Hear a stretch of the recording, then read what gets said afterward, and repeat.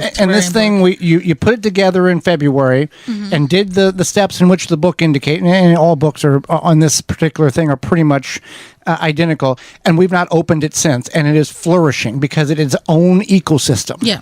So yeah, what you do is you put like a gravelly rock layer, and then you can do a moss layer and then a soil layer. And these don't have to be very thick layers. You can do based on your container. You've got a 10-gallon glass. What is it called?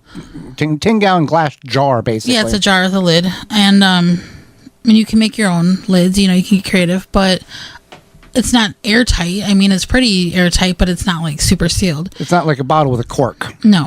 So you can make different ones, and then I added in the soil layer. I added plants, and then. I put more moss on top of the soil after I planted the plants, and I put a little it's kind of like a fairy garden-esque decor.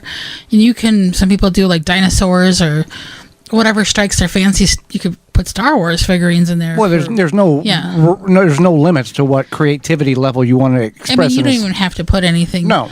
Or you could paint on the glass around like the soil and moss layer to make it pretty, but I like seeing the different layers, so yeah. And it's by a west-facing window, so it only gets evening sun sometimes. And well, because we've got a blind down, and it's never lost any pigmentation because of the plants in which you've selected. Now, plants vary based on your area, but it doesn't have to be in direct sunlight.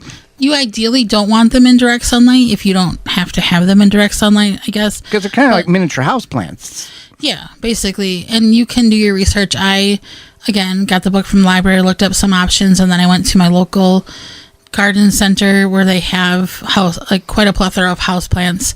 And I got miniature ones because obviously you don't want to, unless you're building a huge terrarium, you don't want to make a huge one. Huge terrarium's called a greenhouse. Yeah. But in the book, they showed like people using those small aquarium, glass aquarium things. So a terrarium is in the eye of the beholder, and anything can be a terrarium if you choose to make it meet the certain criteria that is required.